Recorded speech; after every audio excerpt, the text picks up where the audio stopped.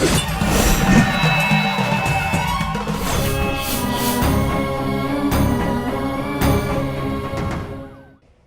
అమావాస్య మనకి చైత్రం నుంచి ఫాల్గుణం వరకు ఉన్నటువంటి అమావాస్యలు, అన్ని అమావాస్యలు ఒకలా ఉంటే ఫాల్గుణ మాసంలో వచ్చేటువంటి చివరి అమావాస్య అంటే ఈ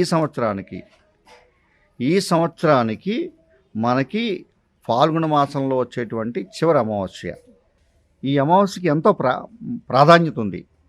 దీపావళి అమావాస్యకి ఎలా విద్యలు పనిచేస్తాయో మంత్రసాధనలు చేస్తే, అలా మళ్ళీ కొత్త అమావాస్యకి అంతే ప్రాధాన్యత ఉంటుంది. కాబట్టి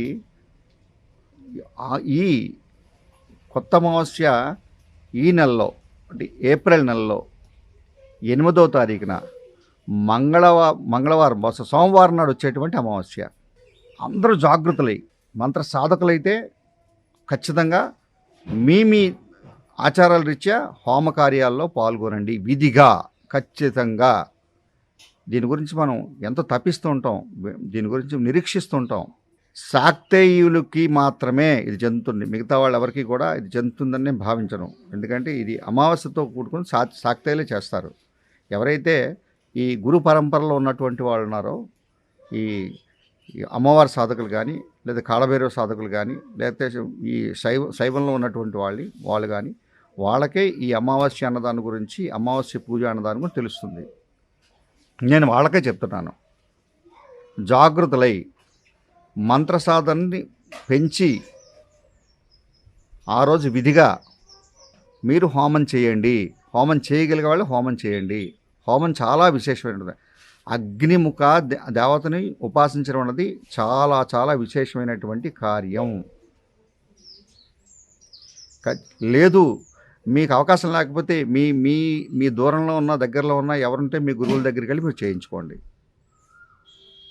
మీకున్నటువంటి ఏదో సమస్యలు ఉంటాయి మన జీవితాల్లో, లేదా తొందరగా జరగాల్సినటువంటి కార్యక్రమాలు ఉంటాయి, అవి కొంచెం పోస్ట్పోన్ అవుతుంటాయి. ఇవి చిన్న చిన్న కర్మల రీత్యా మనకి ఆగుతూ ఉంటాయి.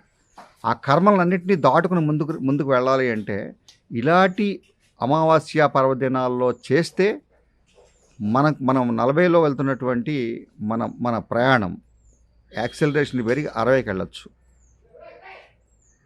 అది ఉపయుక్తం అవుతుంది.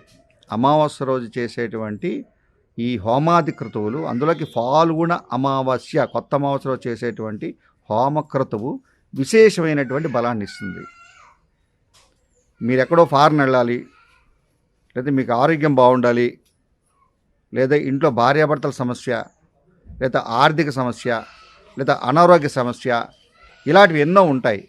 ఈ సమస్యలన్నిటి నుంచి కూడా మీరు గట్టెక్కి ముందుకెళ్ళాలి అంటే ఫాల్గుణ అమావాస్య రోజు మాత్రమే మీకు విశేషమైనటువంటి శక్తినిస్తుంది. ఆ రోజు చేసేటువంటి కార్యక్రమం మాత్రమే మిమ్మల్ని అనుగ్రహిస్తుంది. ఎందుకంటే అది చాలా విశేషమైనటువంటిది. అది ఇంత అని మనం చెప్పలేము. తాంత్రికులకి, తంత్ర విద్య చేసేటువంటి వాళ్ళకి మహా ఉపయుక్తమైనటువంటి రోజు ఫాల్గుణ అమావాస్య.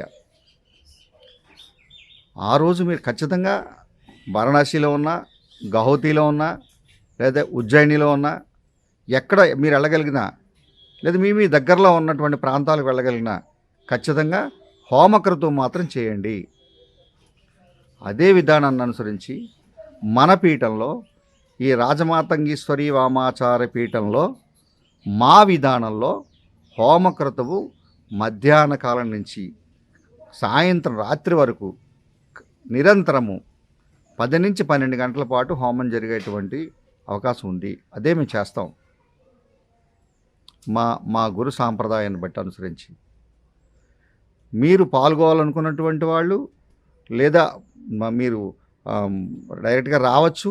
రాలేనటువంటి వాళ్ళు, మీకు కుదరనటువంటి వాళ్ళు, దూరాభారాల్లో ఉన్నటువంటి వాళ్ళు మీ తాలూకా మీ వాట్సాప్లతో నాకు దాంట్లో పెట్టండి.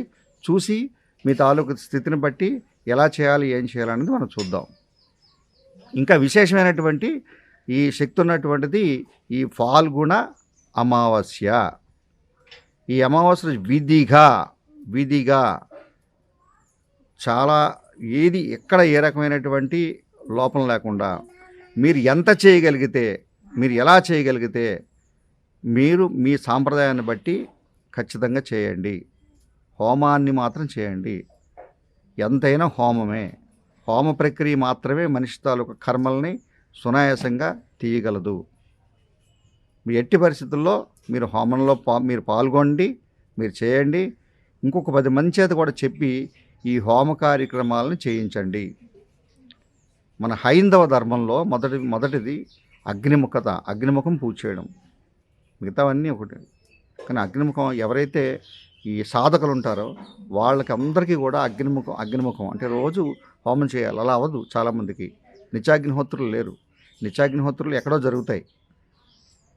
అలా లేనటువంటి వాళ్ళకి ఈ అమావాస్య రోజు చేసినా కూడా కొంతవరకు అదే ఫలితాన్ని వాళ్ళు అనుభవిస్తారు. మీ ఉపాసనా దేవతల హోమం మాత్రం చేయాలి. ఈ హోమమా ఏ హోమం చేయాలన్న దాని గురించి మీ ఉపాసనా దేవతలు అలా మీరు మీ తాలూకా కార్యక్రమాల్లో పాల్గొని మీరు ఆనందంగా మనం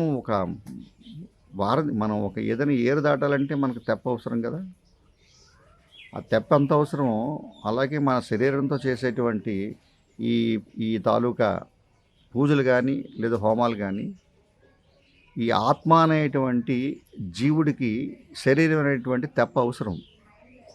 ఈ రెండింటికి శక్తినిచ్చేదే హోమం. మళ్ళీ మీరు చెప్పారు కదా నేను హోమం చేశాను నాకేం అవ్వలేదు, లేకపోతే మీరు అన్నారు కదా నాకు యోగం రాలేదు అని చెప్పి మళ్ళీ మీరు ఏం అడగద్దు కూడా. యోగాలు రావు, అదృష్టాలు పట్టవు, మీ బతుకులు మారతాయి అనేటువంటి ఆశ పక్కన పెట్టండి. మీరు వాటిని తట్టుకునేటువంటి దాటగలిగేటువంటి శక్తిని, మానసిక స్థైర్యాన్ని, కర్మను భరించేటువంటి ఒక విపరీతమైనటువంటి ఒక స్థితిని మీకు ఇస్తుంది ప్రకృతి. అంతేగాని ఈ పని జరుగుతుంది తొందరగా అది అవుతుంది, ఇది చేస్తే అవుతుంది, అది చేస్తే అవుతుంది, కామ్య హోమాలు అంటూ ఇక్కడ ఉండవండి. హోమానికి కామ్యత అన్నది లేదు. అది ఏంటంటే ఇప్పుడు ట్రెండ్ మారింది కాబట్టి మీకు కూడా ఏదైనా హోమం చేస్తే మీకు పని అవుతుందని నేను చెప్తే మీరు నా దగ్గరికి వస్తారు. చాలా కాలం అయింది. ఎన్ని వీడియోలు నాకు చూసారు ఎప్పుడైనా? ఛానల్ స్టార్ట్ చేసి 3 సంవత్సరాలు అయింది. ఇప్పుడు నా వీడియోలు ఎన్ని ఉన్నాయో ఒకసారి చూడండి. లైక్ చేయండి, షేర్ చేయండి, సపోర్ట్ చేయండి. నేను అలా అడగను. 10 మంది చూసినా 10 మంది నేను చెప్పిన దాన్ని విన్నా చేసిన వాళ్ళు ఉన్నారు, వాళ్ళు అనుభవించే వాళ్ళు ఉన్నారు. కాబట్టి నేను దాని గురించి కూడా మాట్లాడను. ఎందుకంటే అది భగవంతుడికి ఎరుక. నా వీడియో చూస్తున్నటువంటి వాళ్ళు, నన్ను ఫాలో అయ్యేటువంటి వాళ్ళు ఎలా ఉన్నారు అన్నది వాళ్ళకు కూడా ఎరుక. అది చాలు. 10 మంది బాగున్నా చాలా ఆనందం. అందరూ అడుగుతున్నారు నన్ను, మీరు ఛానల్ వీడియోలు చేయండి, మాకు ఎందుకు స్పందించట్లేదని చెప్పి. యూట్యూబ్ ఇన్కమ్ గురించో లేదా నా దగ్గరికి జనాలు నేను సమాచారం చేస్తున్నాను కదా అని చెప్పి వందలాది మంది రావాలన్నటువంటి ఉద్దేశంతోనో లేదా నేను ఆశ్రమం కట్టాలన్నటువంటి తాపత్రయంతోనో ఈ వీడియోలు నేను చేయట్లేదు. ఇదే నా వెనకతలు మీకు కనిపిస్తుంది కదా, అదే నా హోమగుండం. ఈ ఉన్నటువంటి కటకటాలు ఉన్నదే నా పీఠమైనా, నా ఆశ్రమమైనా, నేను చేసే పూజలైనా కూడా ఇదే నాది ఉన్నటువంటి మహత్తరమైన పాలరాతి గృహం. అమ్మవారికి కట్టింది. అమ్మవారు అక్కడే ఉంటారు, నేను అక్కడే ఉంటాను. అంతేగాని నేను ఏ రకమైనటువంటి ఆశించో మరొకటి కాదు. అది నేను చేయడానికి కూడా నాకు టైం ఉండదు జనరల్గా. ఎందుకంటే మీకు మరొక విషయం, నేను ఇప్పుడు ఈ వీడియో చేయాలంటే చాలా పని ఆపుకుని ఇప్పుడు నేను వీడియో చేస్తున్నాను. వీడియో చేయడానికి నాకు టైం కుదరదు. ఇక్కడ ఉన్నంతసేపు నిత్యాగ్నిహోత్రంతో ఉంటాను. నేను బయటికి వెళ్తే నా శిష్యులు చేస్తారు. లేదా బయటనంటే నేను ఎక్కువ వారణాసిలో లేదా గౌహటిలో లేదా ఉజ్జయినిలో ఉంటాను. ఇవి నా ప్రాంతాలు. కాబట్టి ఉండడం తక్కువ. అక్కడికి వెళ్ళిన దగ్గరల్లా కూడా మళ్ళీ యూట్యూబ్ పట్టుకుని ఒక వీడియో షూట్ చేసి మీకు పెడితే ఇది వారఫలాలు చెప్పినట్టు అవుతుంది. ఏ రోజుకి ఆ రోజు వీడియో పోస్ట్ చేయండి. అన్ని పనులు మాట్లాడుకుని మానేసేసి మేకప్ చేసుకుని కలర్లు వేసుకుని మీ దగ్గర వీడియోకి రావాలి. సో అది నా పని కాదు. ఆ చేసేటువంటి వాళ్ళందరూ వేరే ఉన్నారు, మనకు అనవసరం కూడా. అది ఈ అమ్మ మంత్రం చేయాలి, అందరూ మంత్రం చేయాలి. నా కోరికది. కొంతమంది అయినా నేను బతుకుని ఈ బతుకు వెళ్ళిపోయేలోపు కొంతమంది అయినా చూస్తూ ఉంటారు ఈ వీడియోని. వెళ్ళిపోయిన తర్వాత కూడా ఈ ఛానల్ చూస్తూ ఉంటారు. అందరూ ఎవరు ఉంటారు కదా. అప్పుడైనా కనీసం తాపత్రయంతో మనం ఎదుర్కోవాలి అంటే మనకి హెల్మెట్ లాంటి ఒక కవచం మన బతుకుకి, మన ఆత్మకి, ఆత్మకు అవసరం అన్నటువంటి కర్మ చేయడం విధిగా చేయాలి అంటే మంత్ర సాధన చేయాలి అని జాగృతం అవుతారు. ఆ మంత్ర సాధన చేయాలి, మీకు అందరికీ అవేర్నెస్ రావాలి. అనవసరంగా మీరు లక్షలు లేదా వేలు లేదా అప్పులు చేసి పూజలు ఇవన్నీ చెయ్యొద్దని నేను చెప్పను, కానీ అవన్నీ అలా చేయకండి. మీ అంతటి మీరుగా హోమాలు నేర్చుకోండి, మీ అంతటి మీరుగా జపం చేయండి, మీ అంతటి మీరుగా తెలుసుకోండి అన్నీ. ఇది ఎవరో చేస్తే మీ కర్మను మరొకరు దాన్ని అనుభవించగలరా? మీ కర్మను ఎవరైనా తీయగలరా? మీకు ఆకలేస్తే మీరు తింటారు, మీకు దగ్గు వస్తే మీరు దగ్గుతారు, నేను దగ్గితే మీరు పక్కలు ఎగరేయరు కదా. చిన్న లాజిక్ అది. మనం బలహీనతని బలాన్ని కూడా కలియుగం కదా మనం ఇచ్చేస్తున్నాం. మీరు మంత్రం చేయగలిగారు అనుకోండి, ఇవన్నీ నమ్మరు, ఇవన్నీ మిమ్మల్ని మీరే నమ్ముతారు. ఎవరేమన్నా కూడా స్థితప్రజ్ఞత అయ్యి మీరు ఉంటారు తప్ప కానీ రియాక్ట్ అవ్వరు. అలా ఉండొద్దు, ప్రశాంతతతో ఉండండి, ప్రశాంతతతో చేయండి. అమావాస్య రోజు, కొత్త అమావాస్య రోజు మీ సాంప్రదాయాన్ని బట్టి ఖచ్చితంగా హోమం చేయండి. పెద్ద హోమగుండాలు అక్కర్లేదు, మీ ఇంట్లో చిన్నది ఏదైనా ఒక ట్రైలాడిది పెట్టుకున్నాను కూడా చేయొచ్చు. పెద్ద పెద్ద సృవాలు అక్కర్లేదు, ఒక దర్భపుల్లు పట్టుకుని దర్భపుల్లతో నెయ్యిని వేసి మీరు స్వాహ అన్నటువంటి దాన్ని చేయండి. దానికి ఇలా చేయకపోతే తప్పు చేస్తామేమో, లేదా ఉప్పు చేస్తామేమో, మరొకటి ఏమైనా అవుతుందేమో, దేవత మనల్ని ఏమైనా జరుగుతుందేమో, ఇలాంటివి ఏది భయపడకండి. అలాంటి భయాలు అసలు తీసేయండి. తప్పు ఒప్పు అన్నటువంటి విషయానికి ప్రకృతిలో ఏం లేదు. వేద పండితులే చేయాలి, లేదా బ్రాహ్మణులే చేయాలి, లేదా మరొకలే చేయాలి, లేదా విద్యావంతులే చేయాలి అన్నదేం లేదు. హోమం ప్రక్రియ అన్నటువంటి వాళ్ళు పుట్టిన ప్రతి ఒక్కరు, మాంచిగా పుట్టిన ప్రతి ఒక్కరు కూడా అందరూ చేయొచ్చు. ప్రకృతిలో అందరూ సమానమే. మీరు పీల్చే గాలే అందరూ పీలుస్తారు, నేను పీల్చే గాలి అందరూ పీలుస్తారు. మనందరం పీల్చే గాలి ఒకటే, తారతమ్యత లేదు. ఏదైనా అంతరం తారతమ్యత లేదు. పుట్టింది ఒకలాగే పోతున్నాం, చనిపోయింది ఒకలాగే పోతున్నాం.